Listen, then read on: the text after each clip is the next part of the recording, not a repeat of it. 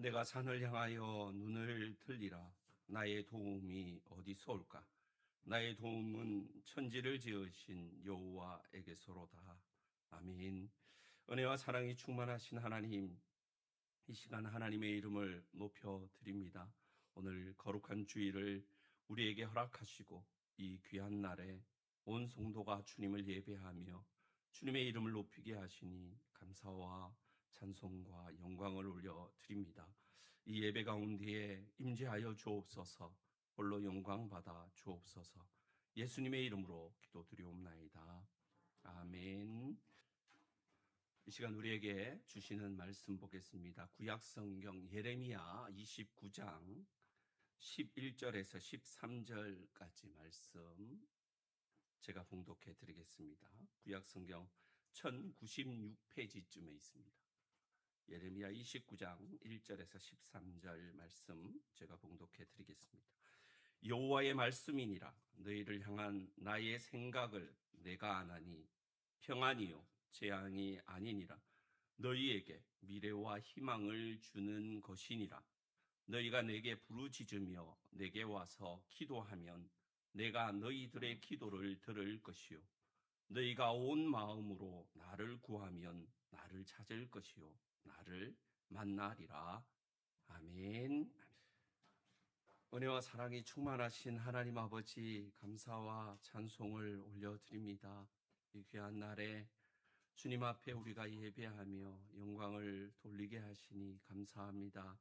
우리의 온 마음과 온 뜻 다해 예배하는 귀한 시간 될 수 있도록 도우시고, 특별히 말씀을 증거합니다. 부족한 종 가리우시고 귀한 하나님의 말씀만 잘 증거될 수 있도록 은혜를 더하여 주옵소서.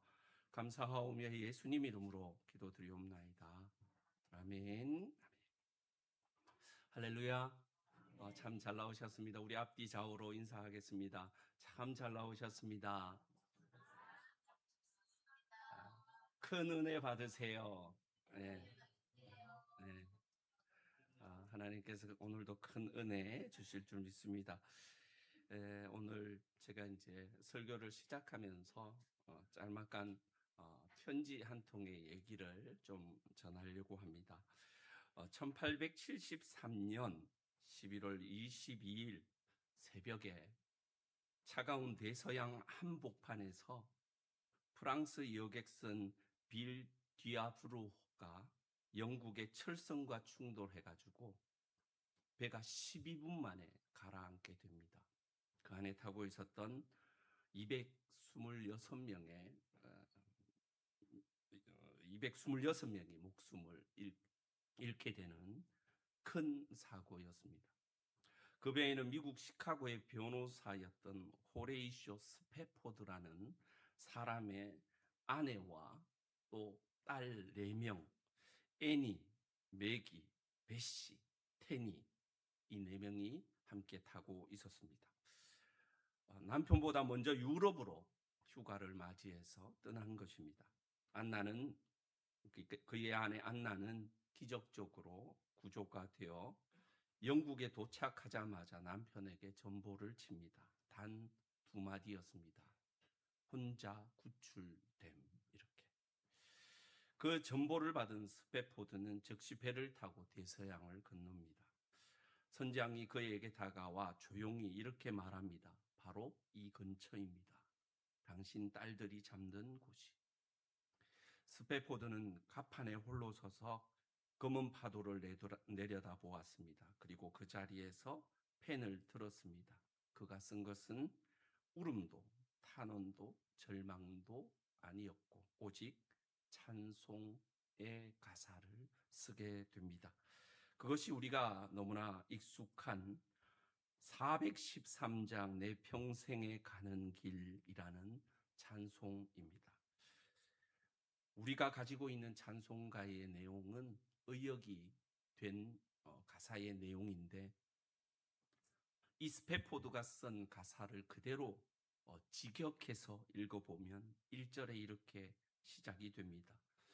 평화가 강물처럼 내 길을 따를 때나 슬픔이 바다 물결처럼 밀려올 때나 내 운명이 어떠하든지 주님은 내게 이렇게 말하도록 가르치셨습니다. 내 영혼은 평안하다. 내 영혼은 평안하다.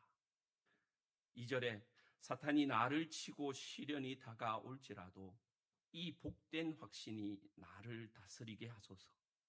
그리스도께서 나의 무력한 처지를 돌아보시고 내 영혼을 위해 그분의 보혈을 흘려 주셨다는 확신을.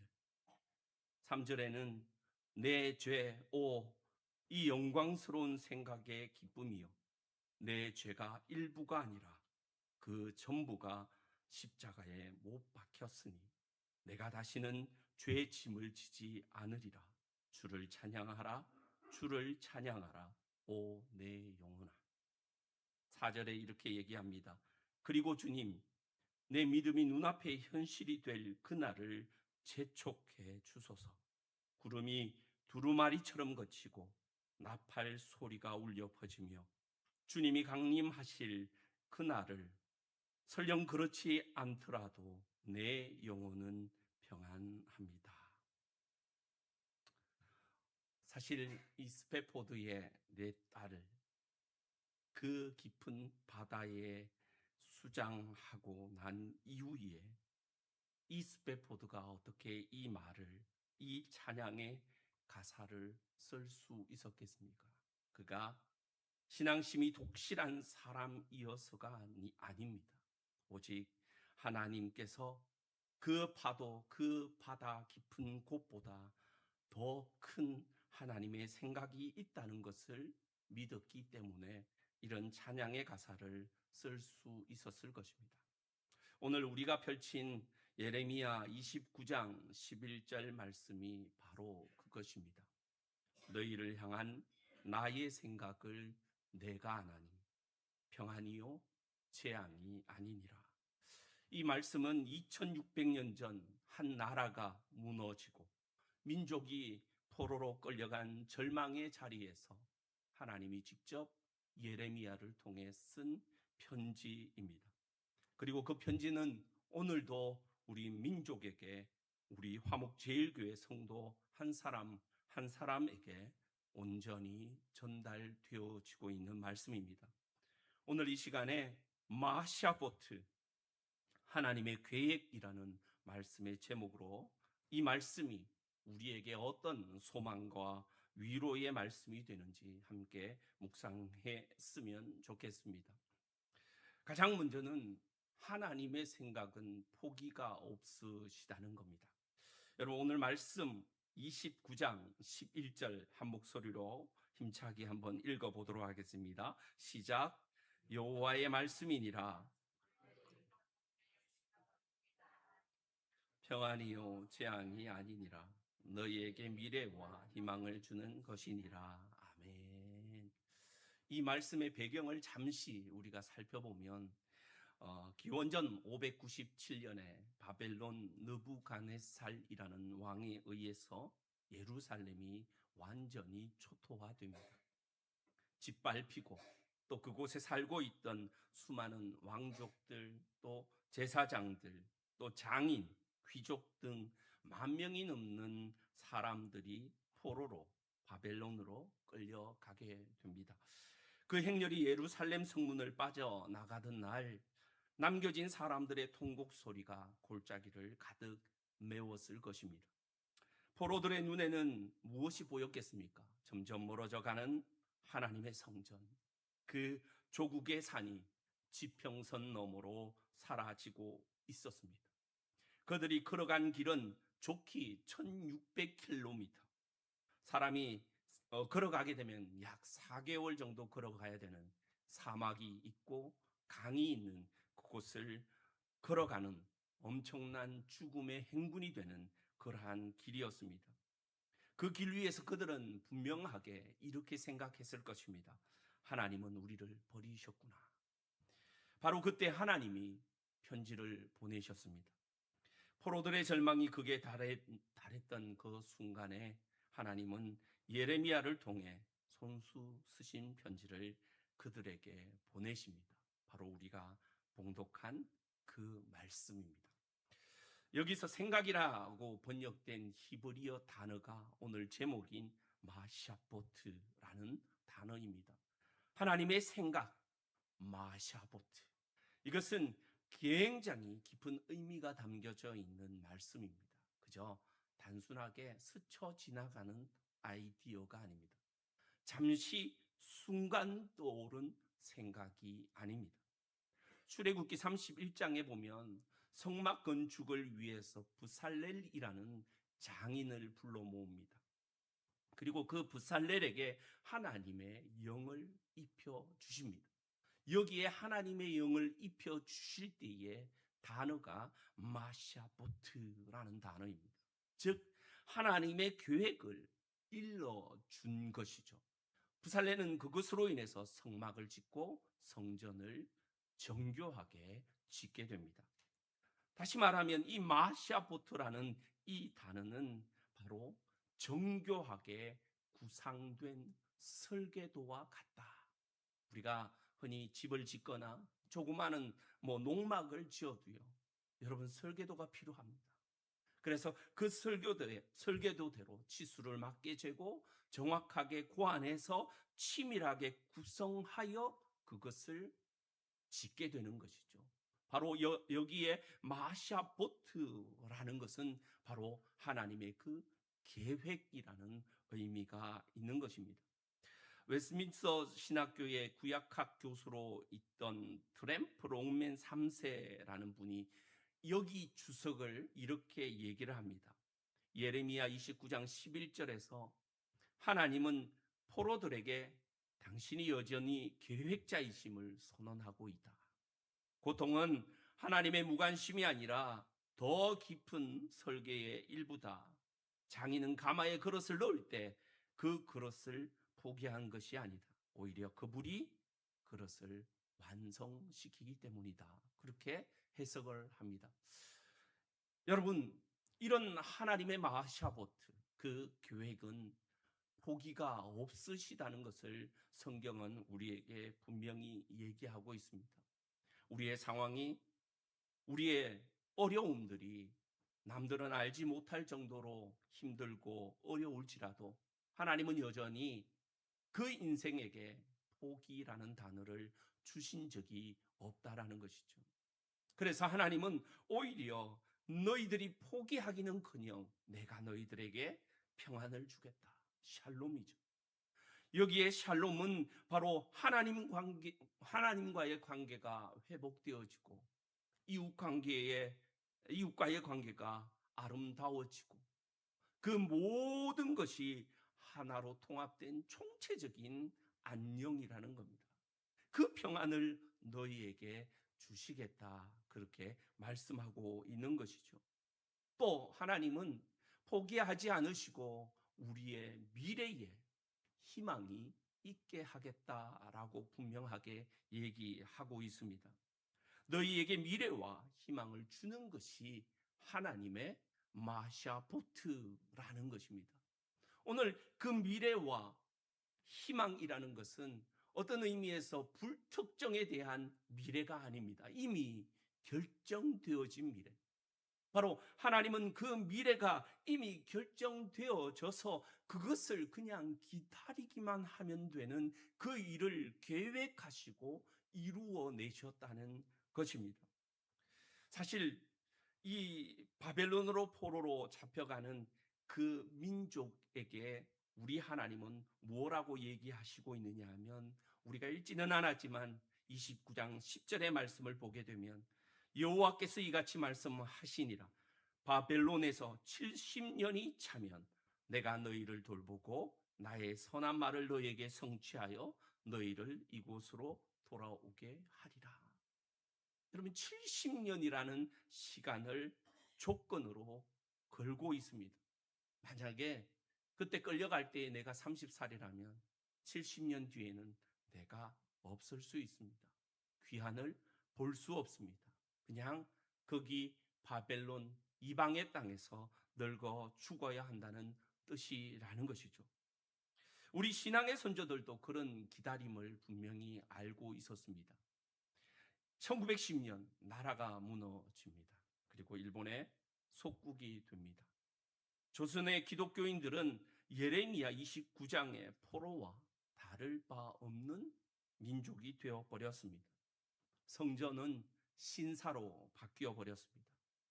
창씨 계명을 통해 우리 아버지, 할아버지가 물려준 내 이름이 일본 이름으로 바꾸어지게 됩니다.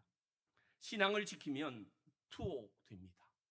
35년이란 긴 세월을 식민지화된 이 땅에서 일본의 국민으로 살아갔습니다. 그 시대 경남 여수의 애양원 교회에 한센병 환자를 섬기던 한 목사님이 있었습니다. 여러분들이 잘 아는 손양원 목사님이십니다. 그는 신사참배를 통해서 신사참배를 거부하는 것을 통해서 5년이라는 옥고를 치르게 됩니다. 그리고 이후에 1948년 여순 반란 사건 때는 두 아들 동신과 동인이 공산주의 학생에게 총살을 당해 버려 죽고 맙니다. 이틀 뒤에 치러진 아들들의 장례식에서 손양호 목사님은 눈물을 닦으며 10가지의 감사의 제목을 이야기합니다. 그 중에 7번째, 8번째의 감사의 제목이 이렇습니다. 7번째, 나의 사랑하는 두 아들을 총살한 원수를 회개시켜 내 아들 삼고자 하는 사랑의 마음을 주신 하나님 감사합니다. 8번째, 내 두 아들의 순교로 말미암아 무수한 천국의 아들들이 생길 것이 믿어지니 우리 하나님 감사합니다. 그리고 두 아들을 죽인 그 학생 안재선이라는 학생을 찾아가 그의 아들로 삼습니다. 그 얘기를 들은 마을 사람들이 분노합니다. 어떻게 그럴 수 있느냐? 그 안재선 내어놓아라. 우리가 죽여버리겠다. 그래서 이 손양호 목사님은 계엄 사령관에게 직접 탄원서를 써서 결국에는 안재선을 손재선으로 이름을 바꿔 그의 양자로 삼게 됩니다. 그리고 믿음의 세대를 건너 이 안재선이 손자가 아프리카 부룬디의 한센병 환자들을 돕는 선교사가 되는 열매로 이어졌습니다. 두 아들의 죽음의 씨앗이 열방의 복음의 열매로 변하는 순간입니다. 이것이 여러분 하나님의 마샤 보트입니다. 사랑하는 성도 여러분, 지금 우리에게 70년처럼 긴 기다림이 있습니까? 하나님은 절대 포기하지 않으시는 분입니다. 그분은 장인처럼 설계하셨고 가마솥의 그릇을 버린 것이 아닌 완성을 시키고 있는 순간임을 저와 여러분들은 꼭 깨달으시기를 간절히 소원합니다. 또한 하나님은 포로지에도 찾아오신다는 사실을 오늘 말씀은 우리에게 분명하게 얘기하고 있습니다. 12절과 13절에 보면 너희가 내게 부르짖으며 내게 와서 기도하면 내가 너희들의 기도를 들을 것이다 말씀하고 있습니다. 또 13절에 너희가 온 마음으로 나를 구하면 나를 찾을 것이요 나를 만날 것이다 라고 얘기하고 있습니다. 이 말씀을 읽는데 이런 장면들이 떠올라요. 하나님의 포로들이 이 편지를 다 받아 들었을 때에 여러분 그들의 마음이 어땠을까?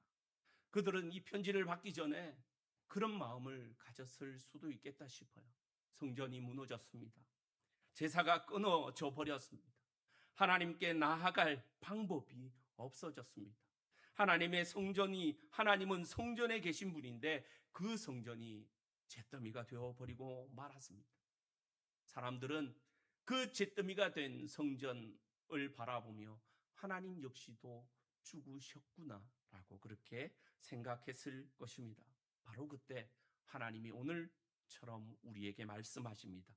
부르짖으면 내가 듣겠다.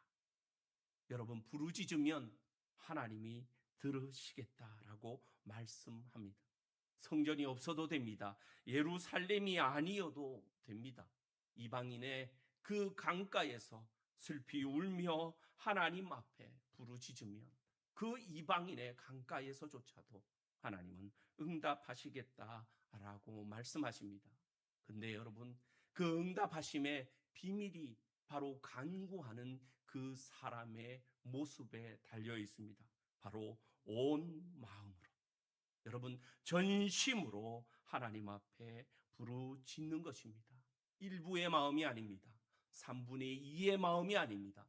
온전한 마음, 전심으로 그분께 나아갈 때에 그분은 우리에게 만나 주시고 그 부르짖음에 응답하시는 분이라는 것입니다.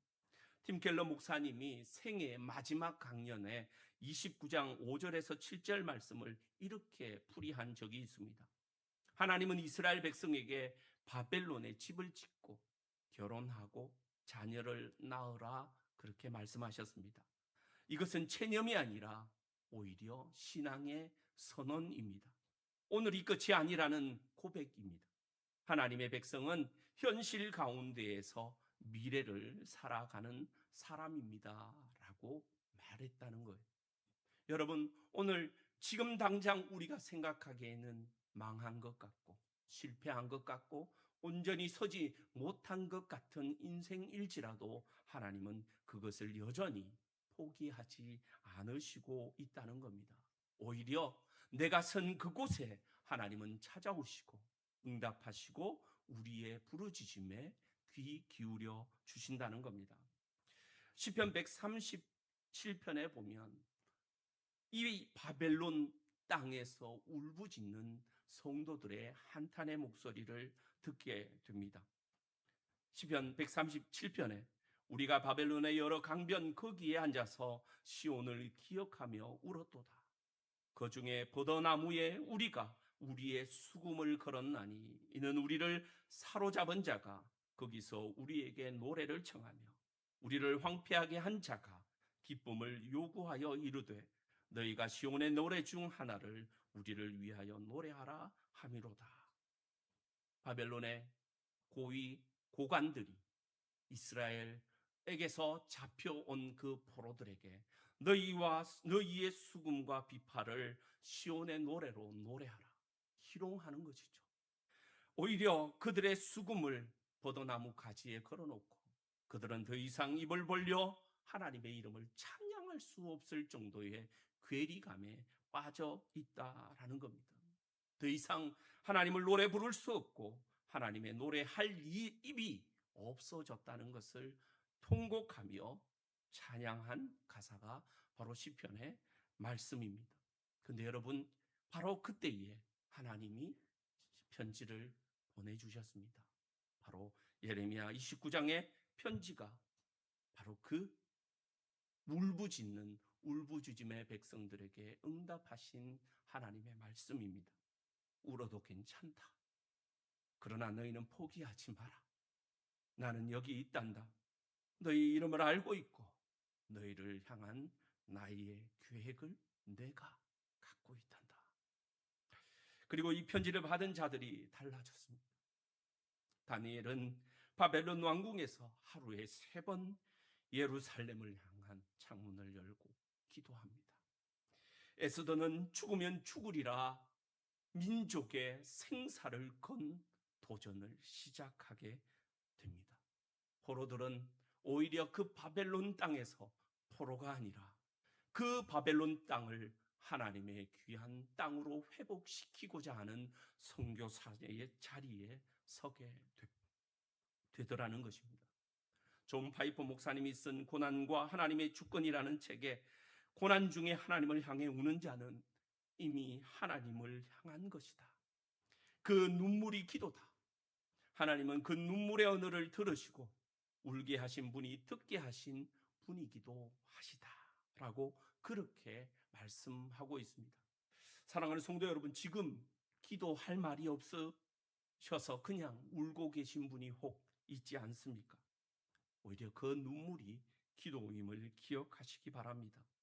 하나님은 그 언어를 아시고 우리가 어디에 있든 포로지에 있든 우리의 삶의 현장에 있든 절망 가운데 선 백척간두에 서 있든 오늘 저와 여러분들은 하나님이 외면하지 않으신다는 사실을 꼭 기억하시기를 주의 이름으로 축원합니다. 마지막으로 하나님은 그 생각을 그냥 한 민족에게 그치는 분이 아니라는 사실을 우리에게 말씀하고 있습니다. 29장 14절 말씀 우리 한번 읽어보겠습니다. 시작. 이것은 여호와의 말씀이니라.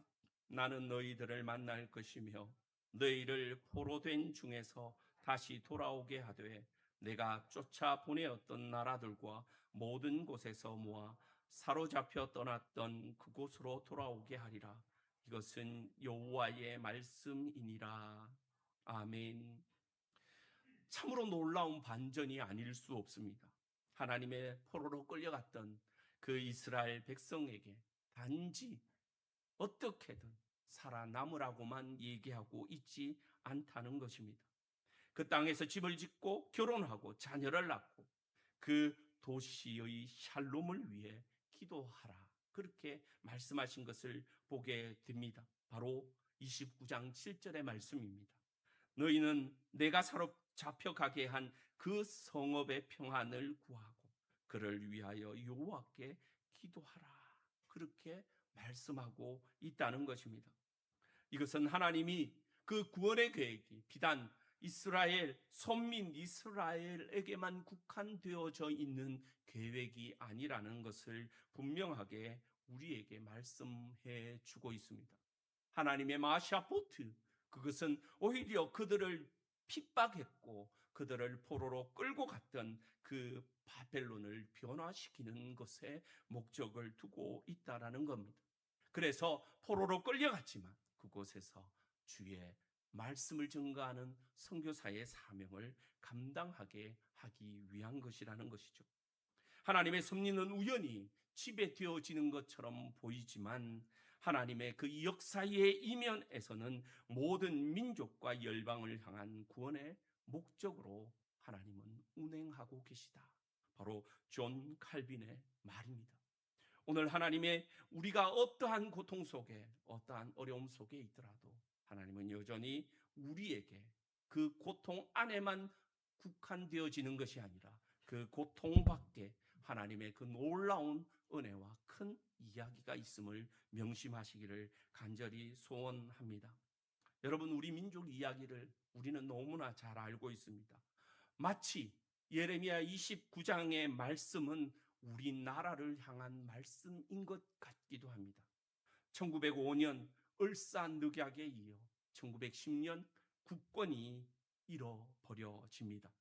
1919년 3월 1일 운동에서 우리 국민들은 피를 흘렸습니다. 그리고 1950년 민족 상잔의 전쟁이 발발하게 됩니다. 낙동강 정선까지 밀려 들어와 이 나라는 일촉즉발의 상황에 처하게 됩니다. 그때 당시 1인당 GDP 국민소득은 67달러, 지금의 소말리아에 비교해도 뒤처질 만큼의 국민소득을 가진 그런 굉장히 가난한 나라였습니다. 그 절망 속에서 하나님은 무엇을 하고 계셨을까? 여러분 궁금하지 않으십니까? 1910년 나라의 국권을 잃기 바로 직전 1907년 나라가 기울어가던 바로 그 시절에 평양 장대연 교회 사경회에서 길선주 장로가 회중 1,500명을 모아놓은 그 앞에 서게 됩니다. 1년 전 죽어가는 친구의 재산 100달러를 횡령했다는 죄를 눈물로 회개합니다.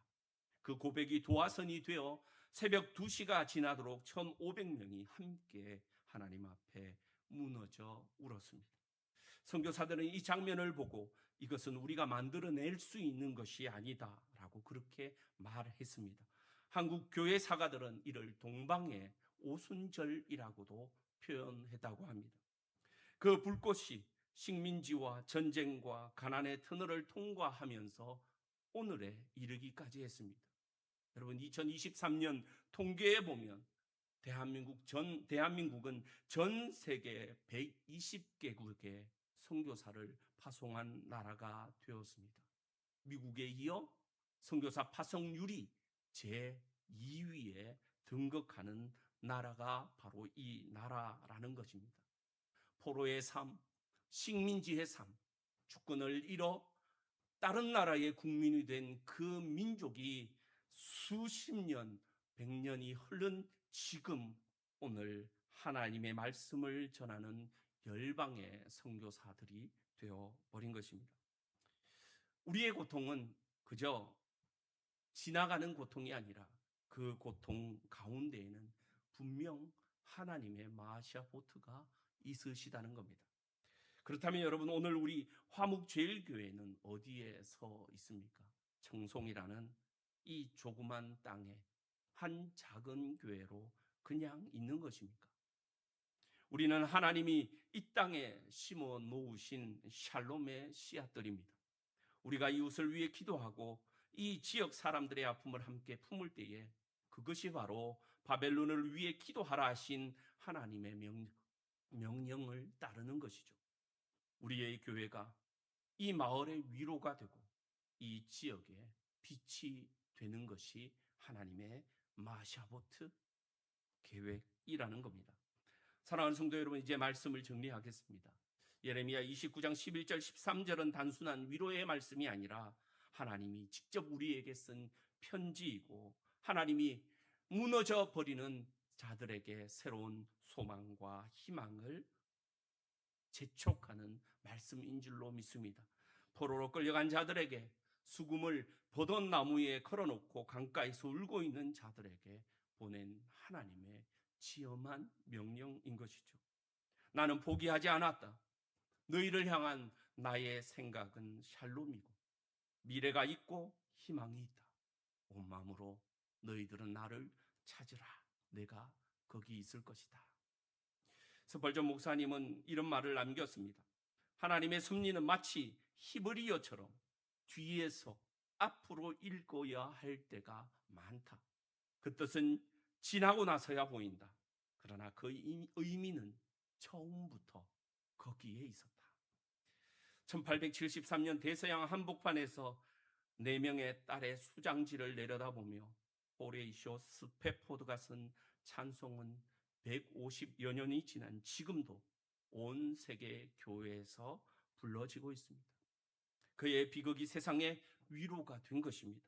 하나님의 마샤 보트는 그의 고통도 버리지 않으셨습니다. 1948년 두 아들을 빼앗긴 손양원 목사의 감사 기도는 그 원수의 마음을 녹였고 그 사랑의 이야기는 지금도 세계에 번역되어 읽혀지고 있습니다. 하나님의 마샤보트는 그의 눈물도 버리지 않으셨다는 겁니다. 1907년 나라를 잃어가던 조선의 길선주 장로의 눈물은 한국 교회를 부흥시켰고 그 불꽃은 지금 열방에 담겨 있습니다. 하나님의 마샤보트는 한민족의 고난도 버리지 않으신다는 겁니다. 그리고 오늘 이 자리에 계신 저와 여러분 한 사람 한 사람의 이야기도 하나님의 마샤보트 안에 있다는 것을 꼭 기억하시기를 간절히 소원합니다. 지금은 이해되지 않는 고통이고 아직도 응답 오지 않는 기도이지만 70년을 기다리는 것 같은 막막함이 있지만 오늘 이 말씀을 우리의 가슴에 품고 집으로 돌아가시기를 원합니다. 하나님의 생각은 샬롬입니다. 그분은 여전히 하나님의 마샤보트로 포기하지 않으십니다. 온 마음으로 그분을 찾으시기를 간절히 소원합니다. 그렇게 될 때에 우리는 우리 민족의 역사가 바로 그 증거였듯이 우리의 온전한 삶에서 하나님은 우리를 지키시고 인도하시고 회복하실 것입니다. 그 안에서 하나님께 영광의 찬양을 드리는 귀한 주의 백성들이 다 되시기를 주의 이름으로 축원합니다.